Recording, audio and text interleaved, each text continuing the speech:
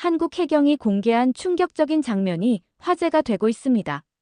서해 바다에서 벌어진 전쟁, 불법 조업하는 중국 어선에 맞서 목숨건 추격을 하고 있는 모습인데요. 그런데 이 싸움의 진짜 의미는 따로 있었다고 하는데 과연 무슨 사연일까요? 저는 호주 출신 다큐멘터리 감독 마이클 조던입니다. 제가 한국을 처음 방문했을 때만 해도 이 나라는 그저 삼성, 현대자동차로만 유명한 나라였습니다. 아시아 해역 다큐멘터리 시리즈를 촬영하며 일본, 필리핀, 대만을 거쳐왔고 그 나라들을 겪고 나니 솔직히 한국까지는 촬영할 필요가 없는 것 같았어요. 그러던 어느 날 시드니에서 열린 국제 다큐멘터리 영상 콘테스트에서 한국인 PD 준호를 만났습니다. 준호는 요즘 서해에서 벌어지는 한국 해경과 중국 어선들의 팽팽한 대치가 난리라며 상황을 이야기해 주었습니다. 처음엔 그런 이야기가 요즘에 일어난다고 반신반의했죠. 안전하기로 어느 나라든 비비지 못할 한국에서 전쟁 같은 일이 벌어진다는 게 의아했어요. 믿지 않는 저에게 준호는 한 영상을 보여주었고 중국 어선과 한국 해경의 충돌 장면이 담긴 영상이었어요. 그 장면들을 보고 저는 호기심이 폭발했고 그렇게 저는 바다 위에 보이지 않는 전쟁이라는 주제로 다큐를 찍기 위해 한국으로 가기로 결심했어요. 그렇게 한국에 대한 두근거리는 마음을 가지고 한국행 비행기에 올랐습니다. 제 목적지는 한국의 목포. 제가 처음 느낀 목포는 바닷바람이 매서운 도시였죠.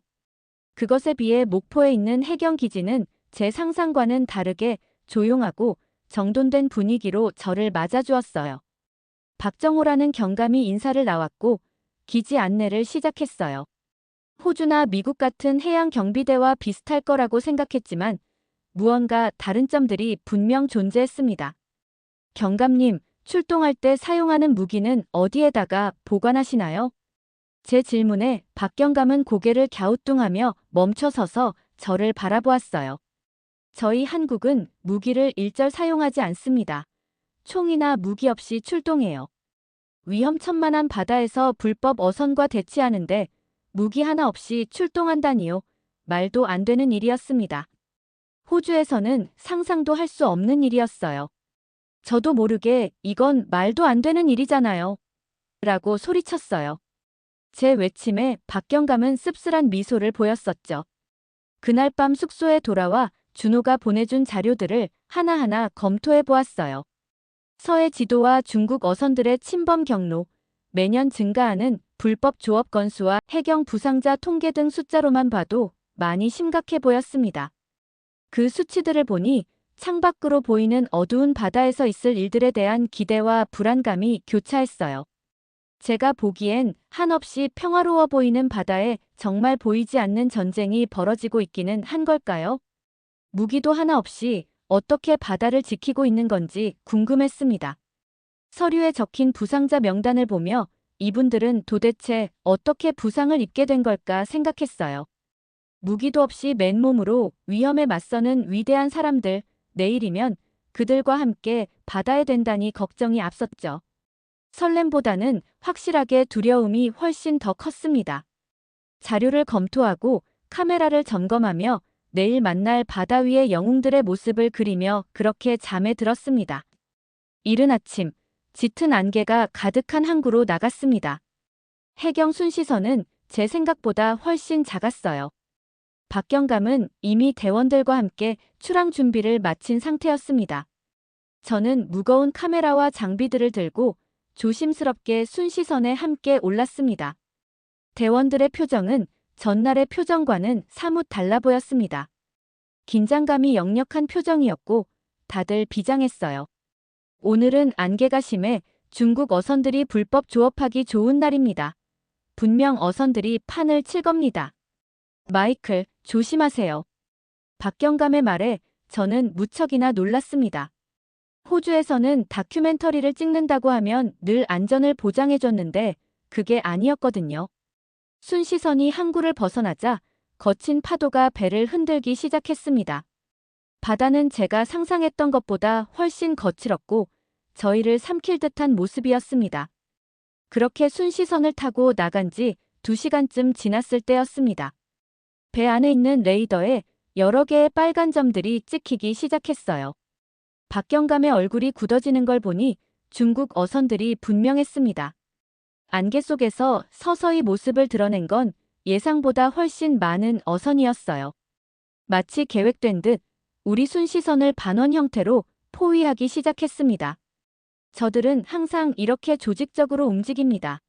단순한 어부들이 아니에요. 현장을 직접 겪게 된 저는 카메라를 들고 있던 손이 떨리기 시작했습니다. 갑자기 하나의 어선이 빠른 속도로 우리 쪽으로 돌진해 왔어요. 해경 대원들은 굴하지 않고 침착하게 확성기로 경고 방송을 했습니다. 하지만 어선은 속도를 늦추지 않았고 그때 어선에서 무언가가 날아왔습니다. 쇠망치였습니다. 제 바로 옆으로 떨어져 갑판을 강하게 쳤고 놀란 저는 뒤로 물러섰습니다. 마이클 씨, 여기 계시면 안 됩니다. 뒤로 숨으세요. 한 대원이 저를 보호하려 했지만 저는 이 모습을 찍어야 한다는 생각에 계속 카메라를 들이댔습니다.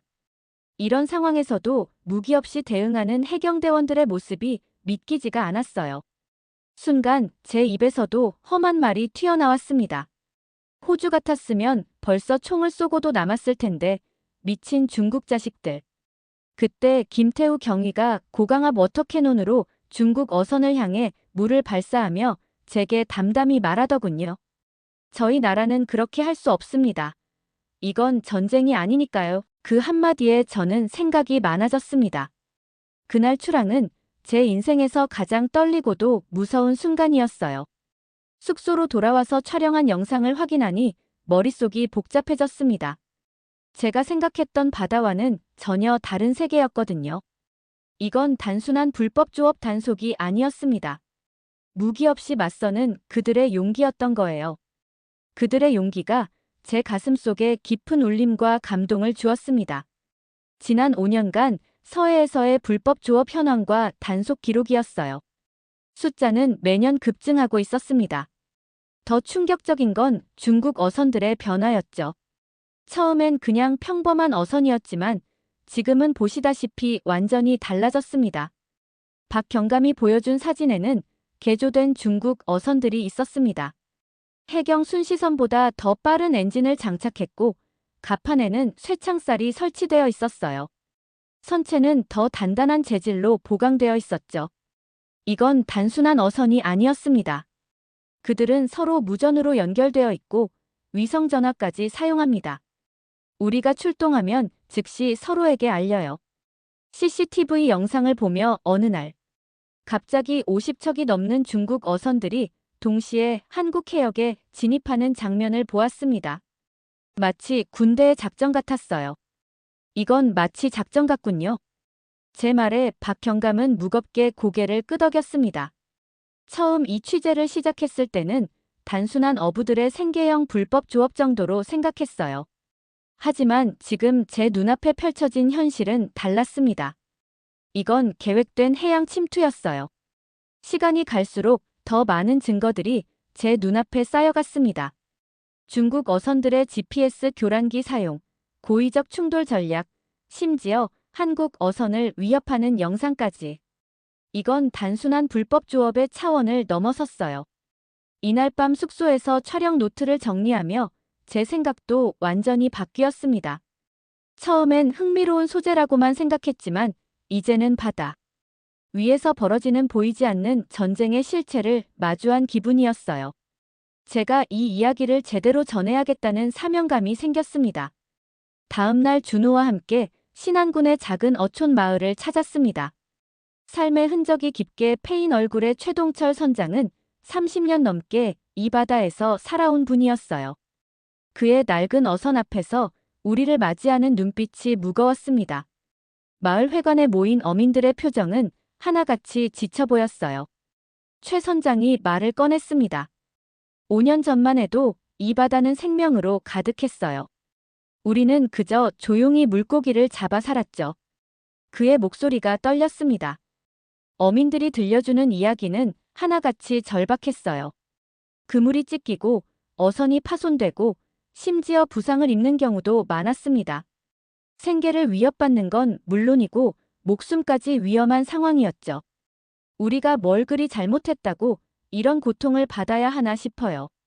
한 노인이 흐느끼자 주변이 조용해졌습니다. 그때 마을 회관 문이 열리며 제복을 입은 젊은이가 들어왔어요. 최 선장의 아들이었습니다. 제 아버지 배가 중국 어선에 들이받쳤을 때 저는 해경이 되기로 결심했습니다. 그는 새로 임용된 해경 제복을 입고 있었어요.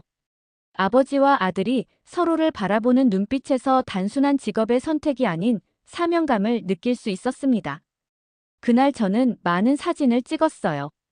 쪼그려 앉아 찢어진 그물을 손보는 어부의 거친 손, 물고기 없는 텅 빈 어창, 선체에 난 상처들까지. 마을을 떠나기 전 최 선장이 저에게 작은 목각 배를 건넸습니다. 우리 이야기를 잊지 말아주세요. 그날 밤 촬영한 영상을 보며 가슴이 무거웠습니다. 카메라를 통해 보는 것과 직접 그들의 삶을 마주하는 건 완전히 달랐어요. 이 취재는 단순한 다큐멘터리를 넘어 제 책임이 되어가고 있었습니다. 일주일 뒤 기상청은 서해에 폭풍우를 예보했습니다. 대부분의 어선은 항구에 머물 예정이었죠. 하지만 박경감은 오히려 출항 준비를 서둘렀어요. 가장 위험한 날이 바로 이런 날입니다. 날씨가 나쁘면 우리도 출동하지 않을 거라 생각하니까요. 이번엔 더 큰 순시선에 탑승했습니다. 바다는 예상대로 거칠었어요. 파도가 배를 세차게 흔들었죠. 저는 한 손으로는 카메라를, 다른 한 손으로는 배의 난간을 꽉 붙잡고 있었습니다. 레이더에 여러 개의 점이 나타났을 때 대원들의 표정이 긴장으로 굳어졌어요. 안개와 비 속에서 서서히 모습을 드러낸 중국 어선들은 예상대로 대규모였습니다. 해경은 즉시 경고방송을 시작했지만 어선들은 그물을 거두지 않았어요. 갑자기 한 어선이 순시선을 향해 빠르게 다가왔습니다. 고의적인 충돌 시도였어요. 박경감의 지시로 조타수가 재빨리 방향을 틀었지만 어선에서 날아온 쇠파이프가 한 대원의 어깨를 강타했습니다. 대원이 갑판에 쓰러졌어요. 순간 저는 카메라를 내려놓고 달려갔습니다. 부상당한 대원의 어깨에서 피가 흘렀어요. 응급처치 상자를 건네받아 지혈을 돕고 있을 때 박경감이 다가와 말했습니다. 당신도 이제 이 싸움의 일부입니다. 그 말에 가슴이 뭉클했습니다. 저는 단지 관찰자로 이 배에 탔지만 이제는 함께하는 동료가 된 느낌이었어요. 부상당한 대원을 돌보면서도 해경들은 계속해서 임무를 수행했습니다. 불법 어선을 향해 물대포를 쏘고 그물을 수거하도록 명령했죠. 총 한 발 없이 오직 책임감과 사명감으로 바다를 지키는 모습이 놀라웠습니다. 그날의 작전은 성공적이었지만 한 대원의 부상 대가가 너무 컸습니다. 항구로 돌아오는 길에 저는 물었어요. 이렇게까지 해야 하나요? 위험하지 않나요? 박경감은 먼 바다를 바라보며 대답했습니다. 누군가는 해야 하니까요. 5글자의 짧은 말이었지만 그 무게는 바다만큼 깊었습니다. 다음 취재지는 흑산도였습니다. 이곳에서 3대가 어업에 종사해온 김재호 가족을 만났어요. 70대의 김 씨는 평생을 바다와 함께 살아온 분이었습니다. 그의 집은 소박했지만 바다가 보이는 전망은 장관이었어요. 우리 가족은 이 바다에서 100년을 살았습니다. 할아버지부터 시작해서 제 손자까지요. 김 씨의 부인은 정성스레 차를 내우며 이야기를 이어갔습니다. 그들의 아들은 지금 배를 타고 나가 있었고 며느리는 수산물 가게를 운영하고 있었어요. 특히 놀라웠던 건 그들의 딸이었습니다. 서울 대학 입학을 포기하고 가업을 잇기로 결정한 24살 혜진 씨였죠. 대학에 가서 편하게 살 수도 있었을 텐데요. 제 질문에 혜진 씨는 당당하게 대답했습니다. 우리가 이 바다를 포기하면 우리의 역사도 포기하는 겁니다. 누군가는 지켜야 하잖아요. 그 모습이 해경 대원들과 겹쳐 보였습니다. 바다를 지키는 건 단순히 직업이 아니라 삶의 방식이었어요.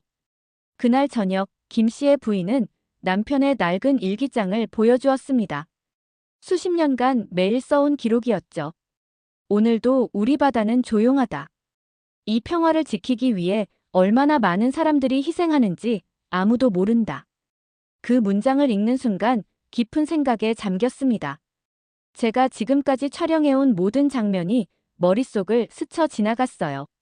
무기 없이 바다를 지키는 해경들, 생계를 위협받으면서도 포기하지 않는 어민들, 그리고 미래를 바다에 걸기로 한 젊은이들까지. 이건 단순한 다큐멘터리 소재가 아니었습니다. 이건 한 나라의 정신이었어요. 당장 눈에 보이지 않아도 자신의 자리에서 묵묵히 책임을 다하는 사람들의 이야기였습니다. 그날 밤 촬영 노트에 적은 문장은 단 하나였어요. 진정한 영웅은 조용하다. 한국에서의 촬영 일정이 거의 끝나갈 무렵, 저는 완전히 다른 사람이 되어 있었습니다. 처음에는 단순한 관찰자로 시작했지만, 이제는 이 이야기의 일부가 되었어요. 매일 밤 촬영한 영상을 다시 보며 편집 계획을 세웠습니다. 이건 단순한 다큐멘터리가 아닌 진실을 알리는 도구가 되어야 했죠. 호주로 돌아가기 전 마지막 날 해경 기지에서 감사 인사를 전하려 했습니다. 그런데 놀랍게도 모든 대원들이 모여 있었어요. 심지어 제가 처음 출항했을 때 부상당했던 대원도 붕대를 감고 와 있었습니다. 여러분께 정말 감사드립니다. 제가 본 것을 세상에 알리겠습니다.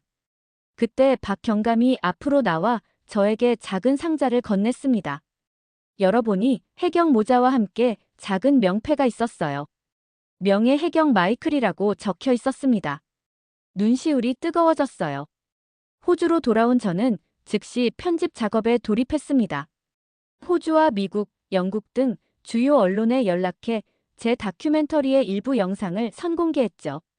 반응은 폭발적이었습니다. 많은 사람들이 한국 해경의 상황에 충격을 받았어요. 국제해양포럼에서 직접 증언자로 나서기도 했습니다.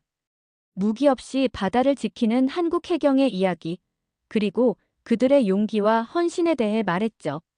처음엔 흥미로운 이야기를 찾아왔지만 이제는 진실을 알려야 할 의무가 있습니다.